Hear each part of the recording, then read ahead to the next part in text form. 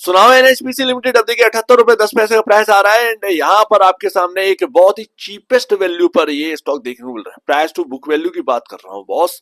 यहाँ पर अगर आप देखेंगे तो ग्रीन एनर्जी या कहेंगे कि भैया सोलर पैनल या सोलर विंड पावर वाला स्टॉक बता दो, बिजली बनाने वाली कंपनी ऐसी ग्रीन एनर्जी के अंदर काम कर रही है तो भैया इनका हाइड्रो का काम है। इनसे बड़ा हाइड्रो का काम किसी के पास नहीं।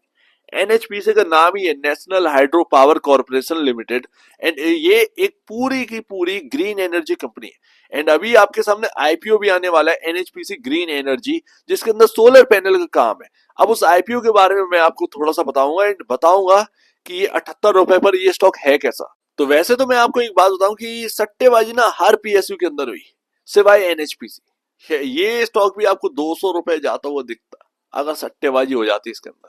ये हकीकत है बॉस। कहां का कहां ले गए प्राइसिंग। आज की डेट में लोग ट्रैप हुए पड़े हैं। अब यहाँ पर ना दिमाग लगाने वाली बात है भैया। 1 जनवरी को जो प्राइस है ना मोस्टली पीएसयूज यहाँ पर ही आपको देखने को मिल रहा है। 1 जनवरी के आसपास भटक रहे हैं पीएसयू स्टॉक्स। 66 रुपए का प्राइस था, एनएचपीसी 78 रुपए पे सिर्फ और सिर्फ 12 रुपए का डिफरेंस रह गया। 18% का ही रिटर्न है बॉस, बस और कुछ नहीं। हायर साइड आपको पता ही है, मुझे पता है 121 रुपए के आसपास का लेवल हाई लगा है एंड उसके बाद ड्रैग कर गया ये पूरी तरीके से। लेकिन जो हुआ सो हुआ। म्यूचुअल फंड का डेटा क्या कहता है, क्योंकि ना अभी हाल फिलहाल में खासकर एनएचपीसी के लिए शॉर्ट टर्म में गिरावट है, बट ये लॉन्ग टर्म में तो बहुत पॉजिटिव है भैया हमारे लिए, क्योंकि हम तो पावर कंपनियां तलाश रहे हैं जो ग्रीन एनर्जी के अंदर बढ़ रही है। ये तो पूरा का पूरा रिन्यूएबल एनर्जी है, ठीक है ना। तो ये बात यहाँ पर अपने को देखने को मिलती है। सीपीएसई ईटीएफ ने यहाँ पर हल्का सा होल्डिंग कम किया है इस क्वार्टर, इस महीने में। अक्टूबर महीने का डेटा है ये। 0.77% होल्डिंग कम करी है। सीपीएसई ईटीएफ का सबसे बड़ा पैसा अगर किसी पीएसयू के अंदर लगा है तो लगा होगा आईओसी में, लगा होगा वगैरह वगैरह। बट एनएचपीसी जो छोटे स्टॉक है उनमें सबसे बड़ा पैसा लगा हुआ 1500 करोड़ की वैल्यू है। अब हल्का सा कम किया है लेकिन इसका मतलब ये नहीं कि खराब हो गया। 1222 ईटीएफ ने 1.5% के आसपास की होल्डिंग अपनी बेची है। 1.5% के आसपास अपने शेयर बेचे हैं, बस पूरे होल्डिंग के 1.5% शेयर। लेकिन मैं आपको बताऊं कि कुछ स्कीम है जिन्होंने 77% होल्डिंग बढ़ाई है, ये भी याद रखिए। मैं सिर्फ टॉप 3 दिखा रहा हूं आपके सामने, अदरवाइज लिस्ट लंबी है, वो पूरी मैं नहीं दिखा सकता। लेकिन बहुत सारे स्कीम्स है जिन्होंने अपनी होल्डिंग बढ़ाई है। तो बिल्कुल जो मामला है ना वो न्यूट्रल पर है, सेलिंग नहीं है। कुल मिलाकर आप ये कहिए। एंड अच्छी बात ये है कि मोस्ट ऑफ द पीएसयूज के अंदर ये चीज नहीं देखने को मिलती है। वॉल्यूम की कमी हो गई है most of the PSU stocks के अंदर, बट ये देखिए आपके सामने वॉल्यूम की कैंडल्स बता रही है। डिलीवरी क्वांटिटी 38, 44, 44, 37, 25 इस तरीके की मैसिव क्वांटिटी डिलीवरी बेसिस पर उठाई जा रही है। यानी कि बाइंग तो बॉस हो रही है। अब देखिए एनएचपीसी का आईपीओ भी आना है, एनएचपीसी ग्रीन एनर्जी जो कि हम बात कर चुके हैं। ये आईपीओ बड़ा शानदार आने वाला है। क्यों आने वाला है?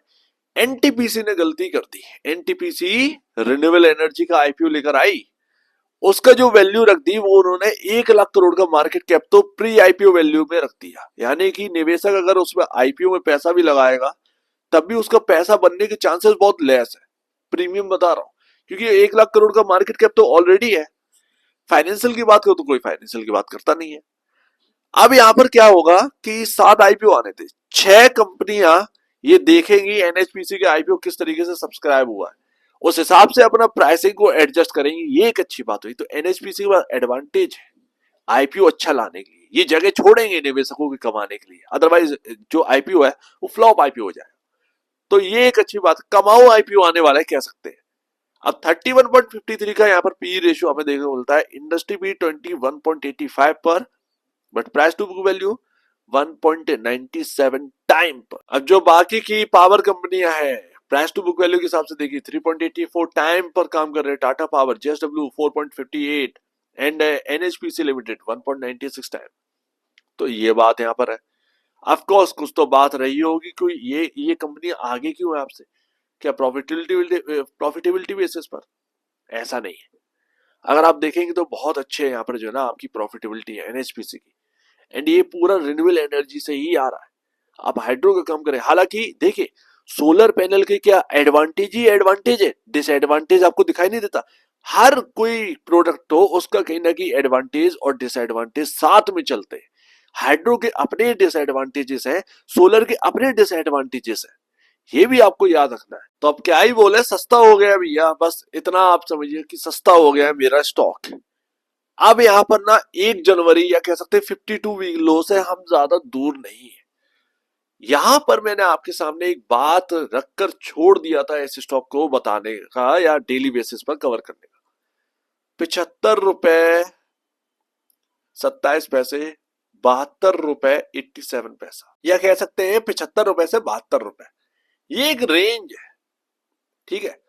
यहां पर देखिए, इधर देखिए एंड इधर देखिए, ये 75 रुपए से नीचे नहीं गया, सॉरी 75 रुपए इस जगह यानी अप्रैल से पहले एक बार गया था, तो वो 72 रुपए और 75 रुपए के बीच में घूम गया था। दैट्स वाई ये एक इंपॉर्टेंट रेंज है। जब हम इस रेंज के नीचे क्लोजिंग दे जाएंगे, इसके रेंज के नीचे काम करने लगेंगे, तो कहिएगा कि हाँ भैया 12 रुपए और ये टूट सकता है, 1 जनवरी की प्राइसिंग और आ सकती है बस। तो भैया हाल फिलहाल के लिए तो बस यही रेंज है। अगर ये रेंज से कोलैप्स कर गया ये स्टॉक, तो फिर यहाँ पर 12 रुपए तक की गिरावट और आ सकती है, ये ध्यान रखिएगा। बट ये स्टॉक इतना सस्ता हो जाए कि बाय करने में ना शर्म नहीं आएगी कि हाँ भैया मेरे पोर्टफोलियो में एनएचपीसी डला हुआ है। लेकिन सबसे बड़ा दिक्कत ये है कि अगर आपने 110 रुपए पर खरीद रखा है, ये मान लीजिए 105 रुपए या फिर 95 रुपए 90 रुपए की खरीदारी है, तो क्या करें? अगर आपको ये 12-15 रुपए नीचे मिलता है, तो भाई भूल चूक करने की बात ही नहीं है। एवरेज से बढ़िया स्ट्रेटजी और आपके पास हो ही नहीं सकती। अब ये मान लीजिएगा कि एनएचपीसी का सेक्टर कौन सा है? पावर है। चाहे लॉकडाउन हो गया हो, आपके लॉकडाउन में सिर्फ दो चीजें चली, एक तो टेलीकॉम, दूसरा पावर। क्या बिजली आना बंद हुई? नहीं हुई। क्या टेलीकॉम बंद हुआ, आपने रिचार्ज कराना बंद कर दिया, आपने डेटा यूसेज बंद कर दिया? नहीं। तो ये दो चीजें जो है वो चलनी ही चलनी है। थोड़ा सा सुस्ता सकता है, पर आगे तो भैया चलना ही है। और आईपीओ भी आ रहा है एनएचपीसी का, और अगर वो अच्छा आईपीओ निकल गया तो उसका वैल्यू अलग। तो ये पूरी बात है। सो उम्मीद है काफी कुछ आपको समझ में आया होगा। एक बार निवेश से पहले या बेचने से पहले अपने ब्रोकर एडवाइस से जरूर सलाह लीजिए। खुद की स्टडी करेगा उससे बेहतर कुछ भी नहीं है, खुद की स्टडी मस्ट है। तो आप दीजिए वीडियो देखिए, बहुत धन्यवाद दोस्तों।